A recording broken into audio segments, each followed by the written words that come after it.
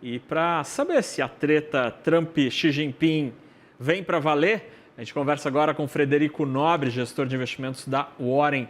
Frederico, obrigado por estar aqui com a gente no Money. Sexta-feira, muito ruim o fechamento hoje.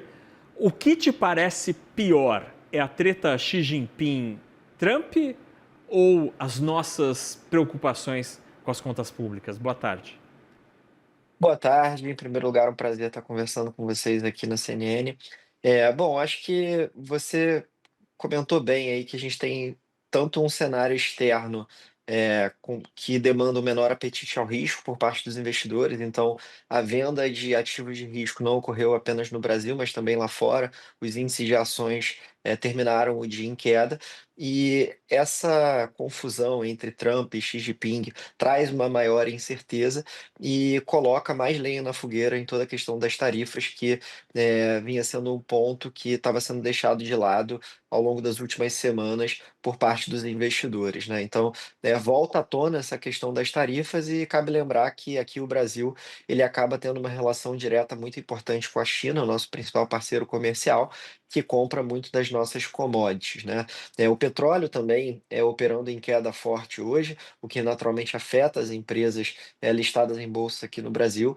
Então, é uma tempestade perfeita, onde os ativos internacionais de risco performam mal e, em paralelo, a gente tem uma piora na percepção fiscal, que não é de hoje, também vem desde a semana passada e que se reflete também numa abertura da curva de juros aqui no Brasil e também no câmbio, né. Então, acho que hoje foi aquela tempestade perfeita, para os ativos de risco domésticos, que acabou culminando numa desvalorização, das taxas de juros, né, na perda da marcação a mercado nas taxas de juros, uma elevação do câmbio e também numa queda da bolsa. Frederico, olhando, então vamos separar aqui a nossa conversa. Falando do exterior, né, de Trump voltando a carga contra a China, esse assunto parecia que estava paradinho ali, com pouca preocupação dos investidores com relação à guerra comercial, já foi um tema pior, dá para dizer assim. Há indícios de que esse assunto pode voltar a crescer, assim, qual que é a leitura que dá para fazer? Ou teria sido só um rompante de Trump que tinha esquecido que ele está no meio de uma briga comercial? Pois é, acho que é difícil de decifrar, porque o Trump, essa é a forma dele de negociar, né. Inclusive, no próprio livro do Trump, ele comenta sobre isso, que ele sempre tenta, começar a sentar na mesa com um acordo melhor do que de fato ele quer ou que ele sabe que ele vai ter, né. Então, esse vem sendo o modus operandi do presidente dos Estados Unidos desde que iniciou toda essa história das tarifas, né.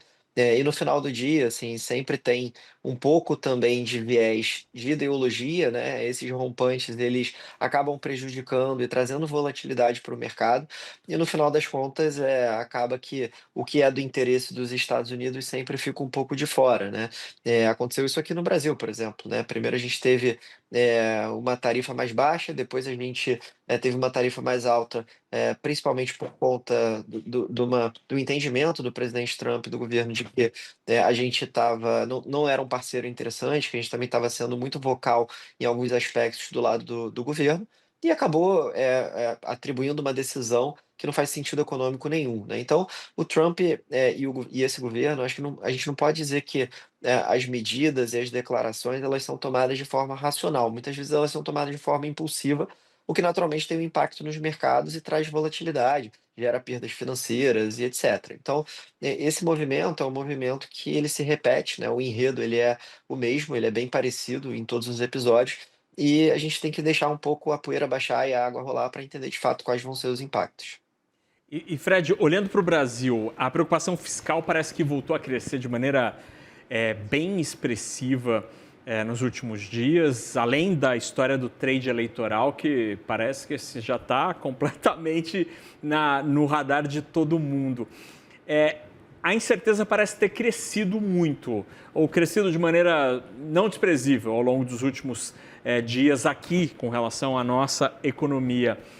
Diante disso, o investidor está buscando proteção onde? Que tipo de estratégia te parece mais adequada com este aumento da incerteza? Bom, esse é um ponto realmente que a gente consegue ter um pouco mais de insumos e de dados, né? Acho que essa questão do ambiente externo, ela surgiu hoje. e acabou afetando os ativos. Então, como eu comentei, foi uma tempestade perfeita, mas essa piora no ânimo dos investidores locais não vem de hoje, já vem desde o final do mês passado. Acredito que isso esteja sim associado à questão fiscal. O governo está para anunciar a mudança no orçamento para 2026 e a gente já tem contratado aí quase 100 bi de despesas, né? Tem algumas coisas que o governo anunciou, tem a reforma do IR que passou, a gente tem aqui, eventualmente, isenções na distribuição de gás, na conta de energia. O Ministério da Fazenda anunciou que está estudando uma possível isenção de transporte público. Enfim, então tem uma série de coisas para acontecer e o mercado começou a precificar um maior risco associado também ao cenário eleitoral e a possível necessidade de mostrar serviço, né? O que sempre acontece em ano eleitoral é que a gente tem um aumento do gasto público. E isso não é uma natureza de um governo A, B, C ou D. Quando a gente olha historicamente aqui no Brasil, isso sempre acontece. Então, esse é um pouco da percepção.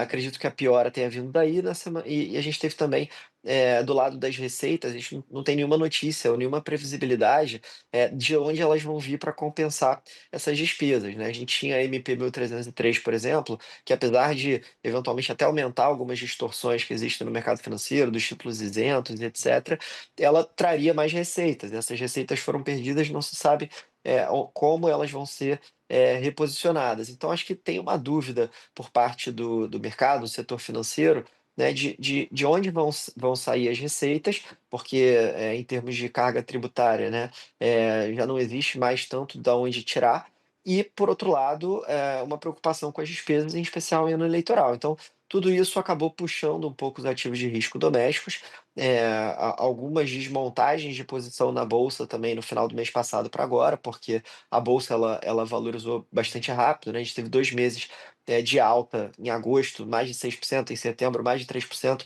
Então, é natural que também haja algum movimento de realização por parte dos investidores, mas eu entendo sim que houve uma deterioração do ponto de vista de percepção e que isso está mais associado à questão fiscal.